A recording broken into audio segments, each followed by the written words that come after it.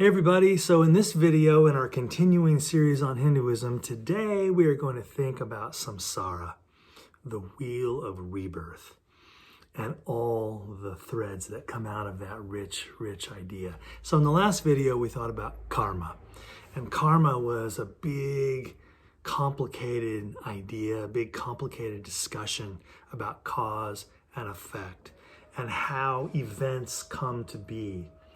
You know, the Buddhists later are going to pick this idea up and I think discuss the field of action in an even more sophisticated way. They're going to talk about mutual causation or mutual arising, that everything is causing everything else. So the dominoes metaphor really doesn't work. You know, the dominoes game where you set up all those little wooden tiles and you knock one over and they all knock the others over.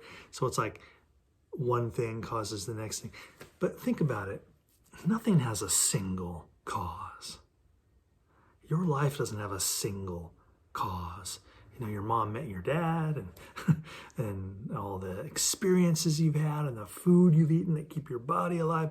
Your life has a million causes, and your life is in turn impacting a million other processes. All the people you meet who are changed by meeting you, etc., etc., etc. So everything is kind of interconnected and causing everything else. So karma is too complicated to reduce to a simple, this causes this, causes this, causes this. We'll talk more about that when we get to Buddhism later. So karma is this really beautiful, powerful, rich idea at the heart of Hinduism for sure. And we'll think about it in a couple of different ways in the upcoming videos ahead. But today, let's keep it simpler, I hope, and simply notice that, of course, in the core religion of Hinduism, we have this idea of reincarnation. I mean, it's probably the most common, the commonly cited feature of Hinduism. You know, if you ask somebody on the street, what do you know about Hinduism? They'd probably go, reincarnation.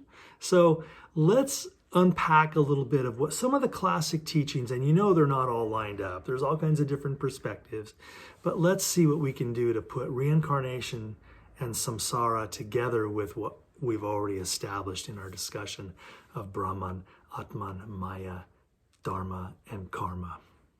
So, what is samsara? Samsara means the wheel of birth and death and rebirth. You know, that you're born and you take on a body, and then you have childhood and adulthood and then old age, and then you die and you go back down and around and around and around the wheel you go. So that's one of the key meanings of samsara, the wheel of birth and death and rebirth, or in a word, reincarnation. But you know, let's not lose sight of this also, that in the literature of Hinduism, in the Upanishads and elsewhere, samsara also has a kind of sad, somewhat negative connotation or implication, because samsara is the name of this, right? It's the name of the world of embodied forms, which is characterized, as you well know, with impermanence, with change, with loneliness, with confusion, with ignorance, with suffering, and with death. Everything that comes into being goes out of being. And while we're here, like, we barely know what's going on. So samsara is, I mean, we hope there's something more than this, right? And so samsara is something that is a realm that we certainly take embodied form in. And it's not an evil place because it's all Brahman. And yet, in the Hindu worldview, it is to ultimately be transcended as we move toward moksha. So, of course, karma affects future births. You know, that's definitely baked into the teachings of Hinduism, although we wrestled with that in our last video and tried to make it not be so dogmatic, so rigid or mechanical, that free will is not entirely lost in the process. But in a sense, like we said also in the last video on karma, you know, none of us is single-handedly responsible for everything in our lives. And I don't know where that line is. You know, like, who becomes a drug addict? Who becomes an alcoholic? None of us really understand that.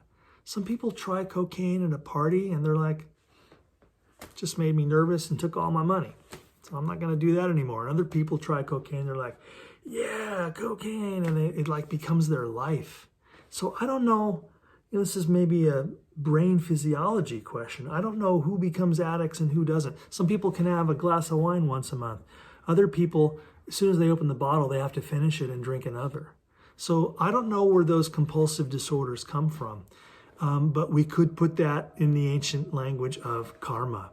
So all of us bring with us certain, maybe even biological or genetic propensities or tendencies, aptitudes. So that's in the mix. So that's all that stuff complicates free will. But it's also true that we're surrounded by billions of other free agents who are doing what they're doing, and sometimes bad things happen and you didn't earn it.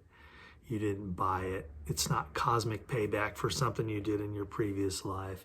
So let's stay loose on this karma thing and not be too judgmental and too hasty to ascribe causation to an event. Well, that happened because of this. Really? How do you know? How do you know there aren't 1,000 other hidden causes? So let's leave it in its complicated state. However, let's acknowledge also in Hinduism that all of this is going somewhere. That the goal of Hinduism is ultimately, of course, to break free of Maya, to break free of samsara, and to move toward the realization of Brahman-atman. Think about it.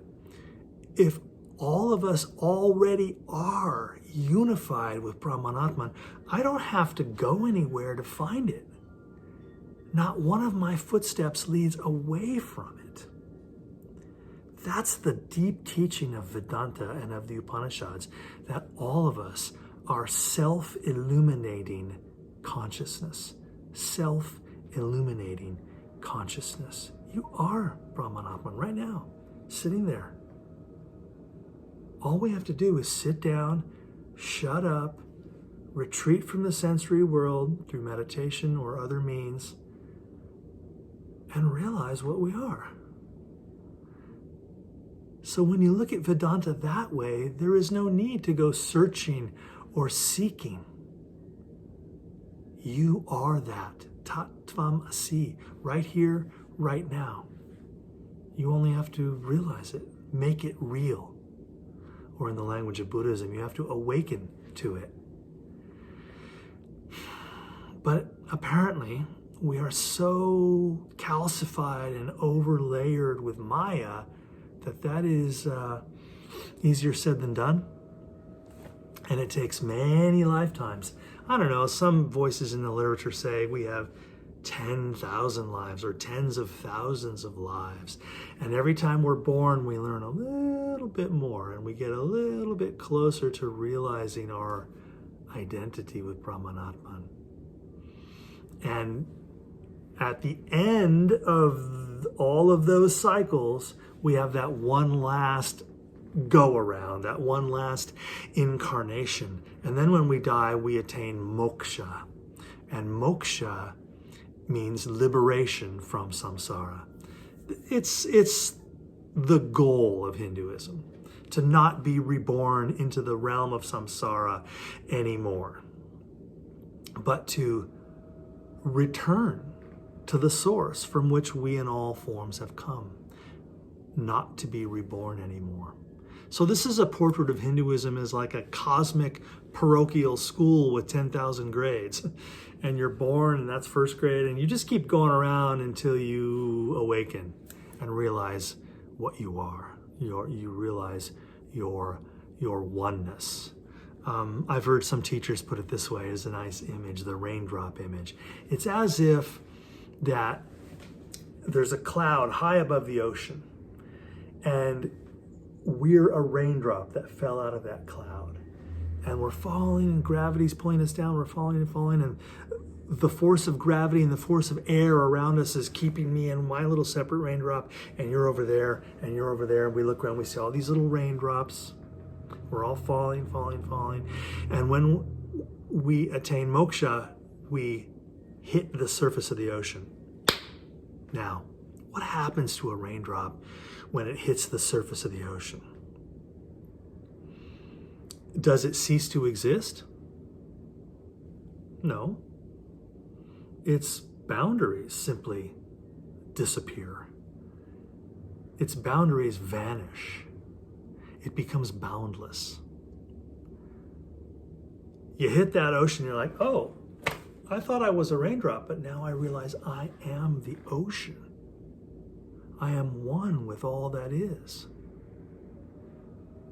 It's just an analogy, right? Because you wouldn't even have I statements anymore. There'd be no more individual existence. Now, this may be a challenging portrait of immortality for those who, say, in the Christian tradition, are wedded to the idea of personal immortality.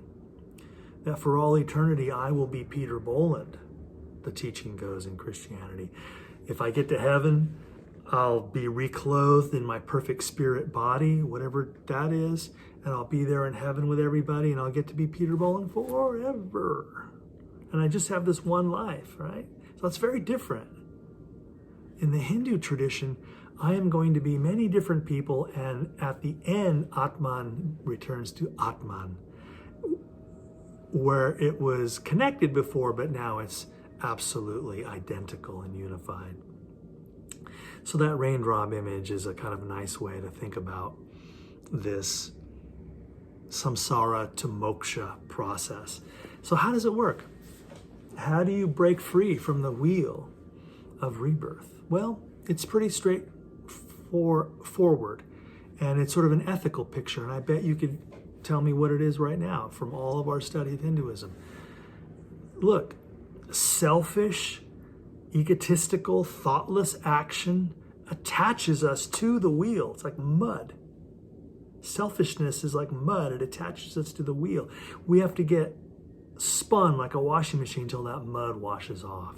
So selfish, egotistical, thoughtless, cruel action sticks you to the wheel.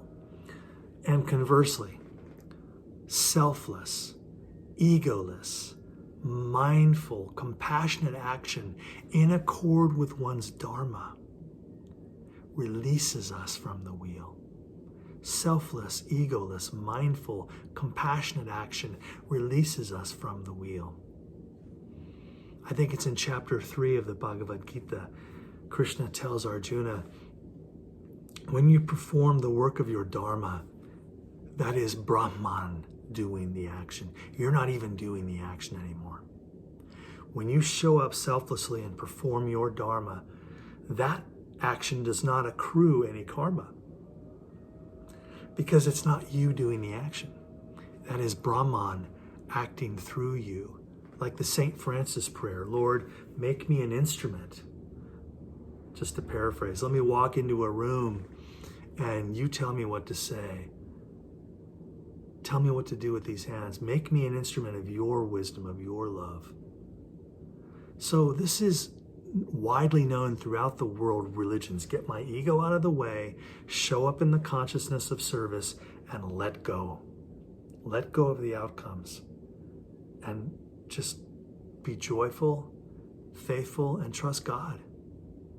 And here in this Hindu tradition, we have that exact same consciousness, the consciousness of renunciation. That's what Gandhi will call it.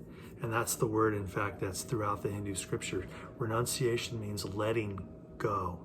Letting go of attachment. I don't need anything back in return. You know what Jesus called agape in the New Testament? Unconditional love. Love without needing to receive anything back. How can I make your life more beautiful, better, and more whole? And when we all show up in that consciousness, selfless, egoless, mindful, compassionate, empathetic, in the consciousness of service and in the service of one's dharma, everything gets better. Things start to heal. And guess what? You become freer and freer from the wheel of samsara, and you are getting closer to your moksha. And when you attain moksha, you are no longer cast back into the field of time in these embodied forms. You stay with Brahman-atman, and you experience Sat-Chit-Ananda. Sat-Chit-Ananda, this hyphenated 3-part word. That's what it feels like to be in moksha, and that's what the experience of Brahman-atman is. Sat means boundless or limitless being, unlimited being. Chit, C-H-I-T, means boundless, unlimited, or true consciousness. And Ananda means boundless, unlimited, and true bliss. True being, true consciousness, true bliss. Those are the qualities of Brahman-atman. That's what the sages tell us is the experience of moksha. Right now, I don't have boundless being. I'm in one place. I can't be in 2 places at once. I don't have boundless consciousness. I'm very limited in what I know. And I don't have boundless bliss. Life's kind of a mix. So that's what it's like for that raindrop to fall into the sea. Boundless consciousness, boundless being, and boundless bliss. What in the West, we reserve those qualities for God, right? Omnipotence, omnipresence, and all that stuff. Yeah, it's an amazing piece of the Vedanta picture, this Sat-Chit-Ananda and the realization of Brahman-atman. Here's how Eckhart Tolle puts it. He's a wonderful contemporary teacher. In his little book, Stillness Speaks, Eckhart Tolle puts it this way. He says, life is not the opposite of death. The opposite of death is birth. Life has no opposite. Let me say it again. Life is not the opposite of death. The opposite of death is birth. Life has no opposite. I think Eckhart Tolle is talking about Brahman-atman. He's not using the Sanskrit words, right? He just calls it life, capital L. So birth and death are opposites, coming into form and going out of form, but the underlying continuity of Brahman-atman is unbroken. No beginning and no end. You just get cast into these bodies and again until you figure it out. Now, what if this is true? Let's just play with this idea. What if this reincarnation business is true? Well, it has some powerful ramifications. One, then it means that I am not limited to this one go-around. I'm not just this white guy. I'm going to be tens of thousands of different people. I'll be every race, every ethnicity, every nationality, every sexual orientation, every socioeconomic class, every level of intelligence, every level of skill. I get to play at all of those roles. And so it reduces my slavish attachment to this one particular go-around. So I'm not going to be Peter Boland for all eternity. This is a character I get to play, and I'm enjoying myself. I'm going to hate to see it end. But in this ultimate cosmic sense, Hinduism says, you're going to get to be a bunch of different people. That's like the surface, under which is the Atman that is changeless. Here's a second ramification, if this reincarnation stuff is true, that your and my spiritual evolution is a long, slow process. And so Hindus tend to leave each other alone. You know, your current state of spiritual evolution is nobody's business but your own. You know, some of us are young souls. It's like our first time out. And, you know, maybe you know people like that and you think, wow, this guy thinks that life is just about taking, about vulgarity and crudeness and thoughtlessness and selfishness, and other people don't matter, and I'm going to do whatever I want. I'm going to take my mask off in the store and cough in people's faces. So those kind of like jerky people, you're like, this is your first time out, isn't it? You don't really know how to be a human being. And don't you have other people in your life who are, it doesn't matter how much formal education they have or anything, they're just wise. They just have a certain equanimity and evenness. They're kind of gracious. In misfortune, they're calm. And when good fortune happens, they're also sort of calm. And every situation they come into, they're loving and they're gracious, and things just get better. And you're like, you're an old soul, aren't you? You've been alive many times. You get it. You know how to be a human being. So these are all the kind of thoughts that cross our mind as we kind of play with the idea of what if this reincarnation thing is true. So if you want to waste your life, if you want to shoot heroin into your neck and watch porn all day and rob liquor stores to support your drug habit, and you think that's a great life, all right, try not to kill anybody. And we just sort of stand back and say, this is a rather impoverished understanding of what it means to be a human being. This is a person caught in a maelstrom of compulsive disorders and darkness. And maybe someday in a few rebirths, their Atman will start to call them to higher, more loving, more self-respectful behaviors and less violent behaviors toward others. And so you don't walk up to a fourth grader and say, what is wrong with you? Why are you in fourth grade? What a loser. You say, hey, fourth grade, that's cool, man. Rock it. Check out Harry Potter. So you leave people where they are. And that's a kind of nice quality about Hinduism. Hindus tend not to go door to door and try to convert people to Hinduism. There's a sense in which, you know what, everybody's kind of like on their own level and they're working it out on their own time schedule. And there's a certain sense of hands off and let people move through the stages that they need to move through. Let them have the experiences that they need to have. And it isn't always pretty, is it? But in the end, we're all going home. That beautiful saying from Ram Dass, we're all just walking each other home. And to let other people be imperfect and let them fumble through this difficult life, knowing that there is something inside of them that is infinite, that is divine, that is ultimately driving them toward the goal of returning like that raindrop to the oneness of the sea. Now, the only questions remaining in our study of Hinduism are, how do you do this?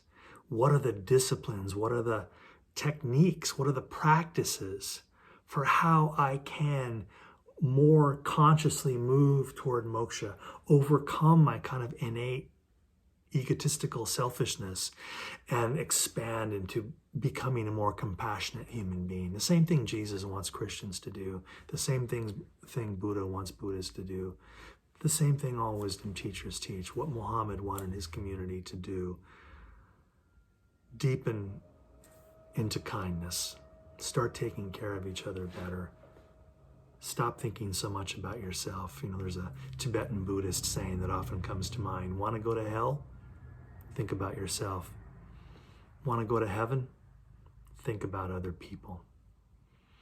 And the work remaining for us here in our study of Hinduism, I think I've got 2 more videos to make. And they're both about yoga. Yoga are the techniques and practices designed to help us overcome Maya and work toward our release from samsara and the realization of moksha, the attainment of the realization of Brahman-atman, and the glorious experience of Sat-Chit-Ananda. So I'll see you on the other side.